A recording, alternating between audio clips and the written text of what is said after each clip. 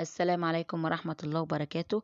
اللهم صل وسلم وبارك على سيدنا محمد وعلى آله وصحبه وسلم. ازيكم عاملين ايه؟ يا رب تكونوا بخير وعيد سعيد عليكم.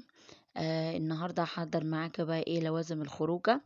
انا عملت معاكم هنا صدق وهعمل معاكم برضو مكرونة بالصلصة، يعني فطار خفيف وبرضو نفس الوقت غدا عشان الأطفال. حاجة برضو ايه بتوفر معاكي في البيت. ان هو كان هعمل معاكم اول حاجة الصلصة بتاعة المكرونة.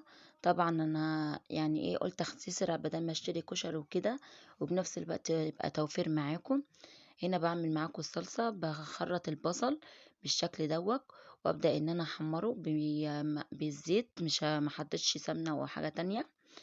بالشكل دوّة أول ما البصلاية تبدأ معايا إن هي تحمَر، باحط لها معايا هنا التوابل، ملح وكزبرة وكمون ومعلقة قرفة صغيرة ومعلقة شطة.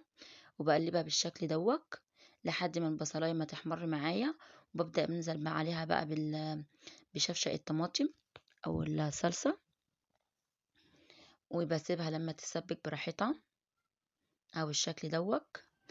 باجيب هنا بقى بصلاية وأفرمها بالكبة بانعّمها وأحمّرها بالزيت لحد ما تتحمّص معايا، وتكون عندي هنا التسبيكة جاهزة بتاع الطماطم وإيه أضيفها ليها، بتدّيها طعم وريحة يعني زي ريحة الكشري بالضبط.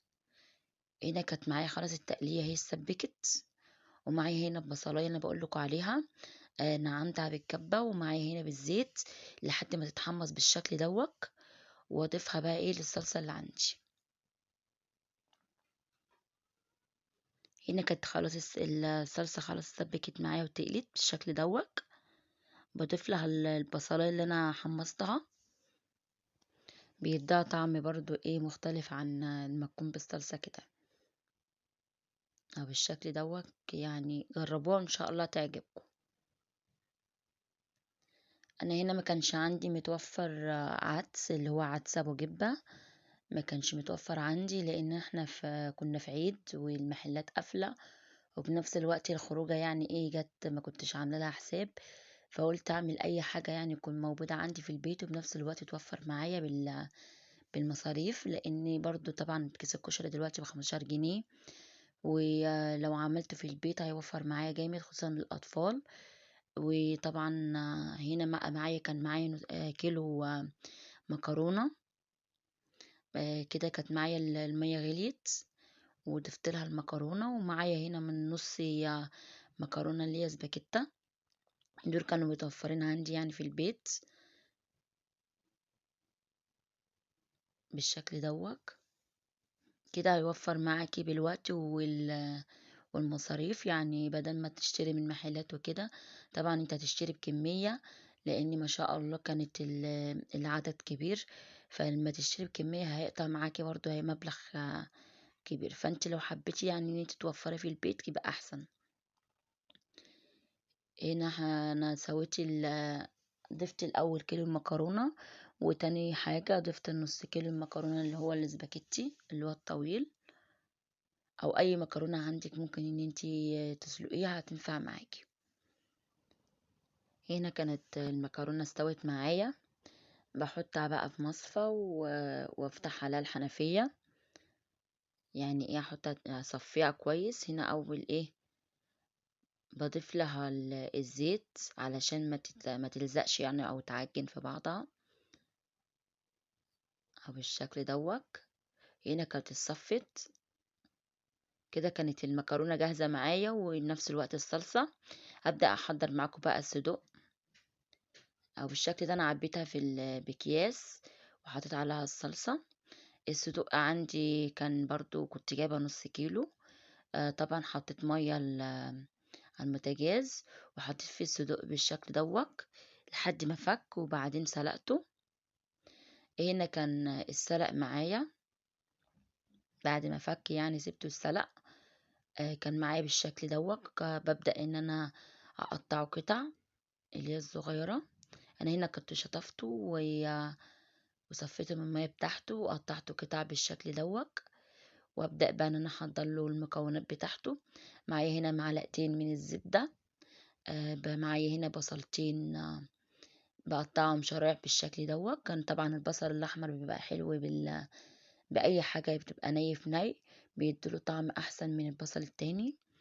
يعني أنا جايباه مخصوص للحاجات ديّة، يعني أعملها أي حاجة في ني، فبينفع معايا.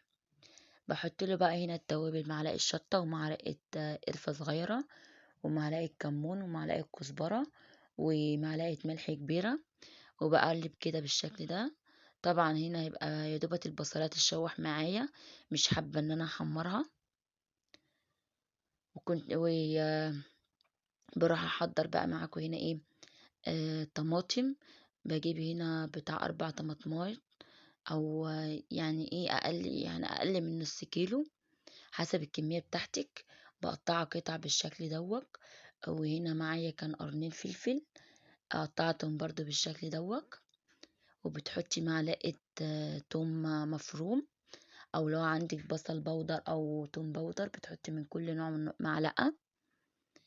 وباحط هنا الملح، وهنا بقى باسيبها إيه، باقلّبها لحد ما الطماطم معايا تدبل وتبقى بالشكل دوّة. وبعدين باضيف لها الصدوق اللي أنا كنت مجهّزاه وأقلّبه بالشكل ده. وكده أسيبه يعني إيه غلوة والتانية. وكده كان الصدوق بقى جاهز معايا. ويا رب تكون الوصفة عجبتكم، أو التحضير عجبكم. ودي كانت لوازم الخروج. طبعا بتبقى بقى عايزة تجيبي عصاير، تجيبي حاجة ساقعة، تجيبي مثلا فاكهة، تجيبي عندك مثلا ترمس أي حاجة، ده كله بينفع برضو بالخروجة. بيبقى حاجة حلوة ومسلية بنفس الوقت، والأطفال بيحبوا الحاجات ديّة. وهنا كان عندي جرجير طبعًا غسلته ووضّبته. وهنا لو حابة تعملي مثلًا صدق بالبطاطس بيبقى طعمه جميل. هنا بقى كنت جبت هنا فينو، وبابدأ إن أنا أفتحه بالشكل دوّة وأعمله ساندوتشات. ده كان فطار الخروج. طبعًا المكرونة كان للأطفال غدا. ويا رب تكون عجبتكم يعني. وما تنسوش بقى اللايك وتفعيل الجرس لو انت جديد في القناة او جديدة في القناة اول مرة تتفرج عليا. ما تنسيش تسيبي بقى تعليق حلو منك. والسلام عليكم ورحمة الله وبركاته.